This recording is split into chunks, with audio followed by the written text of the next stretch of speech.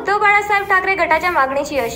चिंचोली येथील नादुरुस्त डीपी बदलून देण्याकरिता डॉक्टर गोपाल बचिरे, जिल्हा संघटक शिवसेना उद्धव बाळासाहेब ठाकरे पक्षाकडून महावितरणकडे केलेल्या मागणीची यश आले आहे।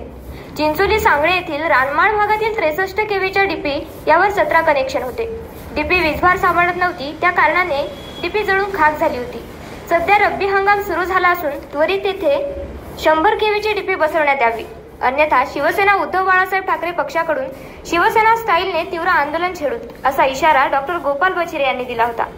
याची गांभीर्याने दखल घेऊन महावितरणाने चिंचोली सांगळे येथे 100 केव्हीची डीपी बसवण्यात आली आहे। उद्धव बाळासाहेब ठाकरे पक्षाच्या निवेदनाला यश।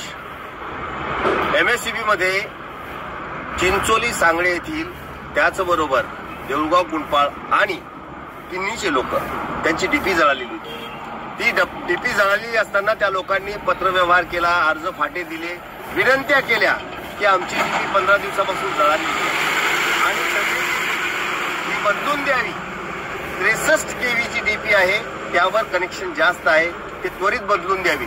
परंतु या महावितरण कंपनीच्या कानावर हे शब्द गेले नाही। मग ती मंडळी माझ्याकडे आली आणि मी त्यांना खडसावून विचारलं, 8 दिवसाच्या आत जर या चिंचोली सांगळे येथील जळालेली डीपी ही डीपी बदलून मिळाली नाही तर शिवसेना उद्धव बाळासाहेब ठाकरेच्या स्टाईलनं आंदोलन करेल।